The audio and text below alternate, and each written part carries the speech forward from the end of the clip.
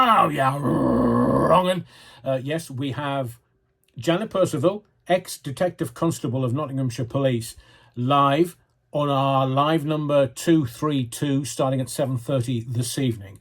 But to help you understand, and with a chronology dating back nearly 20 years, I'm just going to present to you some of the things that you might need as a reference point to what Janet Percival may reference this evening.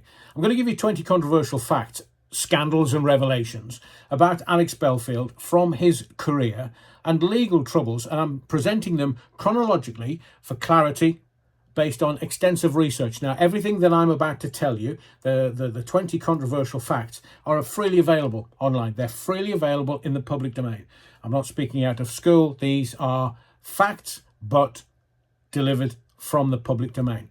So let's start from the very beginning. And I will sort of juxtapose this with Alex Belfield keeps saying in his videos, and I do have a right of reply, which is what I'm using here.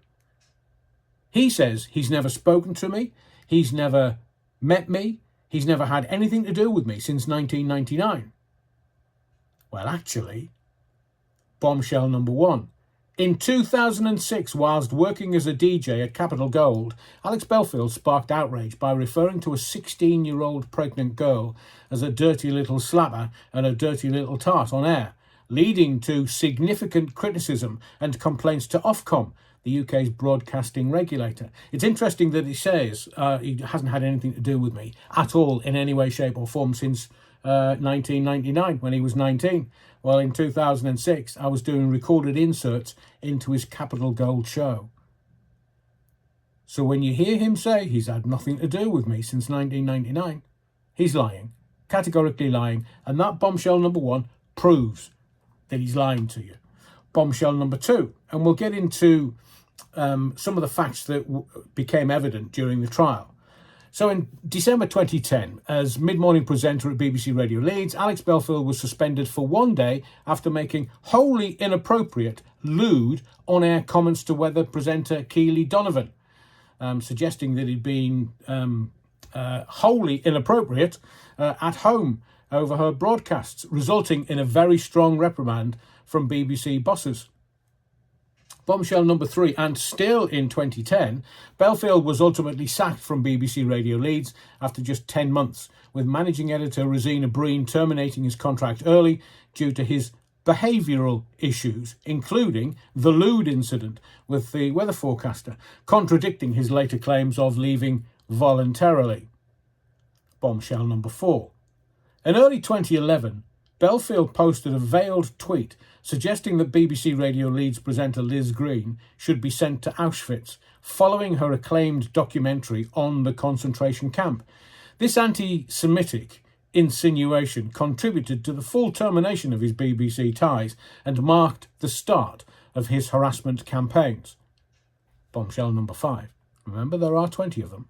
In 2011, Belfield sued the BBC over a charity rugby stunt where he claimed to have suffered injuries like cuts and bruises due to a lack of care, describing it as workplace bullying and seeking compensation for hospital time, for which I believe he won. Bombshell number six. Still almost 15 years ago, by late 2011, Belfield's BBC Radio Leeds contract was not renewed, but he falsely claimed on Facebook that he left voluntarily because he didn't believe in the content, later admitting it was the worst year of his life amid the misconduct fallout. And remember, he said at the time he didn't want to be a journalist because Jeremy Vine, who I will mention again in just a moment, Jeremy Vine went to BBC Radio Leeds to give a presentation on journalism to all the staff there. Maybe there's a clue there. But at the time, he was saying, I'm just a presenter. I'm not a journalist, never will be a journalist, don't want to be a journalist. I offer that for context. So when did the harassment begin, you say? Bombshell number 7. Starting in 2011, Belfield launched transphobic abuse against BBC presenter Stephanie Hurst after her gender transition, including hateful tweets and videos discouraging her hiring, driven, I believe, in my view, by jealousy over Stephanie's career successes. And other targets? Bombshell number 8. From 2011 onwards, Belfield harassed Liz Green with misogynistic, homophobic and vulgar emails, YouTube videos and tweets, causing her severe mental health issues, including suicidal thoughts, stress-induced diabetes. This is not just hurty words. This is having, or had, a profound effect on fellow presenter and human beings. Bombshell number 9. Between 2011 and 2020, Belfield tormented BBC Radio Northampton's Bernie Keith with abusive videos, emails, threats to, and I quote, hound him for life, including false allegations of public sex and mental health issues, pushing Bernie seconds away from suicide. So again, for context, this is not just hurty words, although some people believe that particular narrative. I personally don't.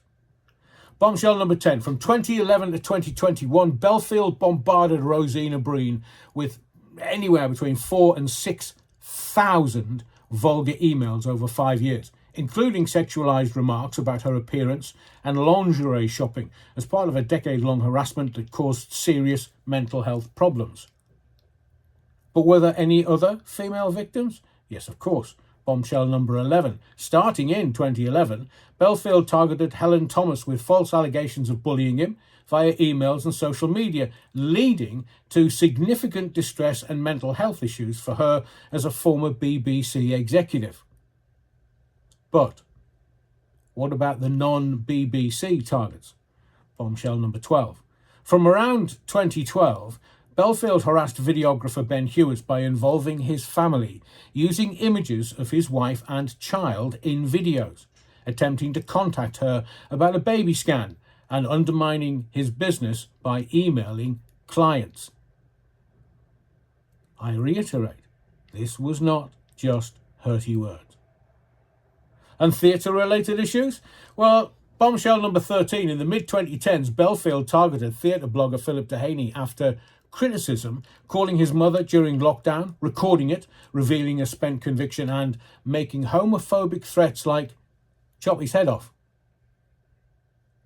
Ah, the high-profile one, you say. Bombshell number 14. From 2012 to 2021, Belfield stalked Jeremy Vine with false accusations of stealing £1,000 in BBC funds, publishing his home address, offering payments to harass Jeremy Vine, and encouraging abusive tweets, making Vine fear for his family's safety. You're trying to tell me there were hurty words? I'm going to tell you again. I completely disagree with you. These actions weren't just hurty words. So what about the institutional failures? Bombshell number 15. Throughout 2011 to 2019, the BBC ignored harassment complaints from female employees like Liz Green, Rosina Breen and Helen Thomas, and of course Stephanie Hurst, advising them just to delete the evidence or man up. Quote, only acting decisively when Jeremy Vine was targeted in 2019. The BBC later issued a public apology to the BBC employees involved in the case. So when did the legal consequences actually hit? Bombshell number 16. In June 2021, Belfield was summoned to court on 12 counts of stalking, some dating back nearly a decade, marking the formal start of his criminal prosecution. And what about the trial revelations? Bombshell 17. During his July 22 trial, Jeremy Vine branded Belfield the Jimmy Savile of trolling, describing the harassment as swimming in sewage, whilst Belfield bizarrely reported on his own case via YouTube updates. The verdict? Bombshell 18. In August 2022, after a 5-week trial, Belfield was convicted on 4 stalking charges, 2 aggravated for causing serious alarm to Bernie Keith and Ben Hewitt, and 2 basic for Philip Dehaney and Jeremy Vine. So the sentencing, because remember, initially everybody was saying rapists get less than that. Well, this wasn't just a single case. This was guilty times 4. And not guilty times 4. but I will get to the restraining orders in a moment. On September 16th, Belfield was sentenced to 5 years and 26 weeks in prison, with the judge, Justice Saini, describing his actions as weaponizing the internet and imposing indefinite restraining orders even for the acquitted victims. So what does that mean?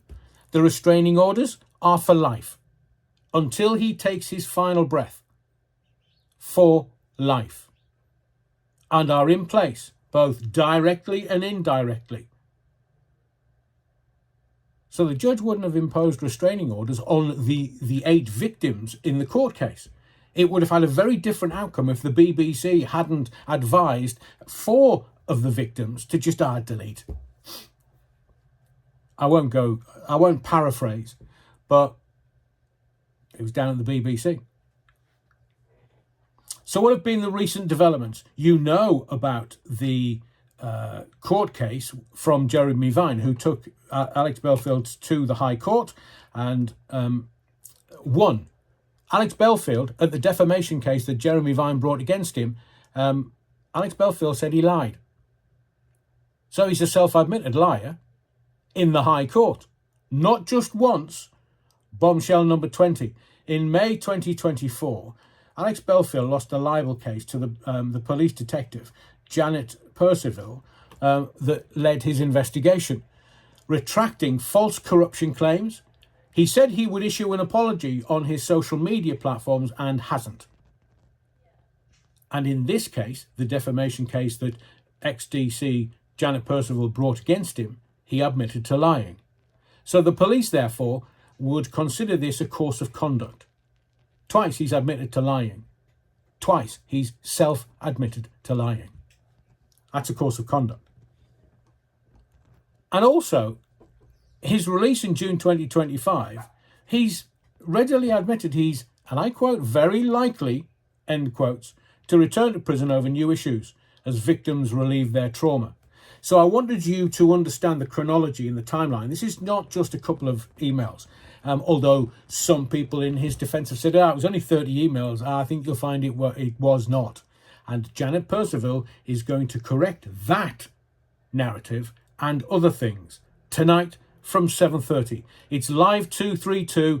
I've just put that little chronology so you can get a sense and an understanding of what went on and when, as a companion to what Janet Percival is going to say this evening, I'm sure. I can't legislate for what Janet's going to say. It is her truth in her words. It is live. It's not recorded. It is live.